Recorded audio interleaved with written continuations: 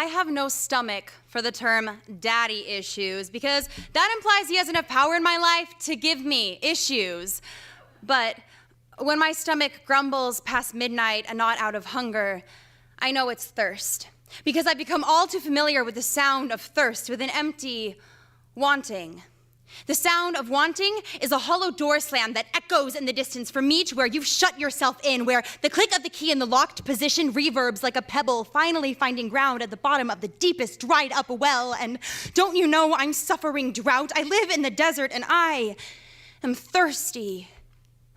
And Dad, you should know that thirst is not about water. I'm not craving you. Thirst is about dehydration. It's about not having you. It's more than wanting to drink. It's needing to stay alive and not being able to. Thirst is the distance from this dehydration to an endless fountain. Thirst is the sound of a hollow door slam. Dad, you always knew how to unwedge the warped door just right to maintain silence as you came in with my glass of water after bedtime stories. Leaving the door open behind you, light from the hall surrounding you like a halo. You were my angel, nudging me out of half-dreaming awake for my drink. Then remember one night, Dad, you started adding a whispered promise. No matter what happens, I will always love you.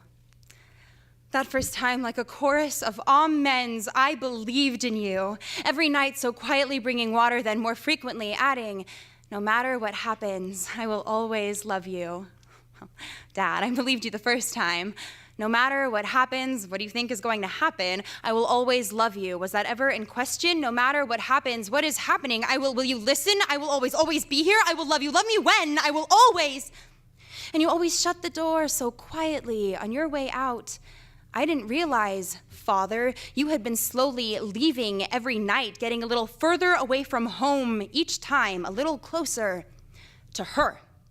And she, other woman, she taught you well to make me hear you come and go. Why, she came into my life with an alarm, like an air raid warning, master of dropping bombs, she was war. And she taught you all about showering me with war rations, vacation dad, amusement parks, and holidays. So I heard you leave like the 4th of July every time she taught you to slam the door in my face right when I'd begun to drink up the promise again. And this is the sound of door slamming, of hollow wanting, of breaking up and breaking homes, of turning hearts into war zones, of locking doors to keep them closed because it's easier to stay out than come and go and go and go and go. And this is the sound of me walking away